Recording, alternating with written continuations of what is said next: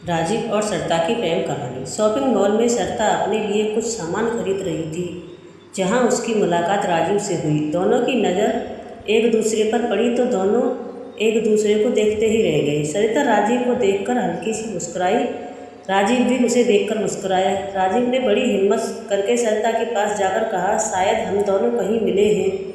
सरिता बोली, मुझे भी ऐसा ही लग रहा है कि हम कहीं मिल चुके हैं।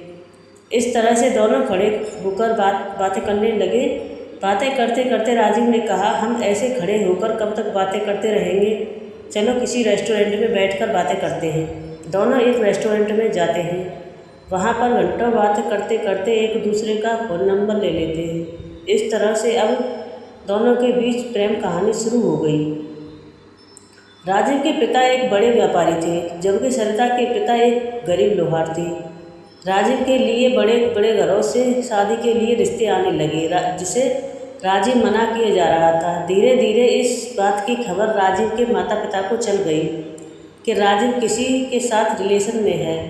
उसके माता पिता ने यह पता लगा लिया कि उसका बेटा एक गरीब लोहार की बेटी से प्यार करता है। राजीव के माता पिता उसे खूब समझाए कि वह सरिता से बात करना बंद कर दे, उसे सरिता से भी अच्छी लड़की मिलेगी। लेकिन राजीव अपने माता पिता की बातों को नहीं मान रहा था।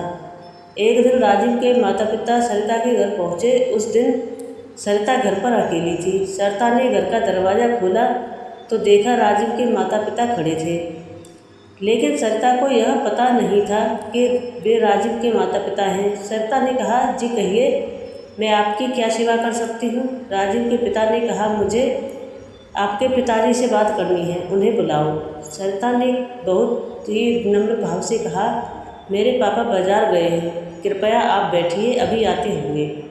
सरिता ने 2 कुर्सी देकर बैठने के लिए कहा। सरिता के पिता को आने में समय लग रहा था। सरिता ने राजीव के माता पिता को चाय नाश्ता करा दिया। तभी सरिता के पिता बाजार से वापस आ गए। राजीव के पिता ने अपने बेटे और अपनी बेटी के प्रश्न के बारे में बताते हुए कहा, आप अपनी बेटी को मेरे बेटे से बात करने से मना कर दो, क्योंकि मुझे यह रिश्ता पसंद नहीं है।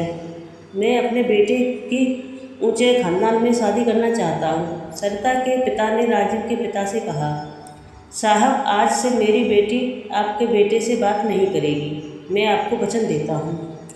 राजीव के माता पिता चले गए। सरिता के पिता ने अपनी बेटी को खूब समझाया। उस दिन से सरिता ने राजीव से बात करना बंद कर दिया। राजीव के सरिता से बात ना हो पाने से वह परेशान रहने लगा।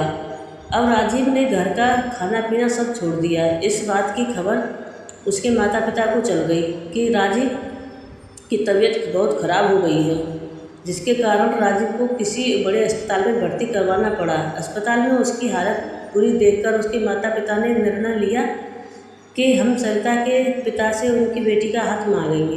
राजीव के माता पिता ने सरिता के घर पहुंचकर सारी घटना सुनाते हुए कहा, मेरे बेटे की ज़िंदगी आपकी बेटी के हाथ में है, कृपया अपनी बेटी का हाथ मेरे बेटे के हाथ में दे दीजिए। सरिता के पिता ने अपनी बेटी से बातचीत करने के बाद फैसला लिया कि राजीव और सरिता की शादी कर दी जाए। उधर अस्पताल में राजीव को होश आने के बाद सरिता का नाम लिया जा रहा था। राजीव ने जैसे ही अपनी आंखें खोली, उसने देखा कि उसके सामने सरिता खड़ी थी। वह सरिता को अपने गले लगाने के लिए अपने दोनों हाथों को फैलाया। सरिता जाकर राजीव के गले लग गई। यह सब देखकर राजीव और सरिता के माता पिता की आंखों में आंसू भर आए। इस तरह से सरिता और राजीव ने शादी करके एक नई जिंदगी जीना शुरू कर दिया।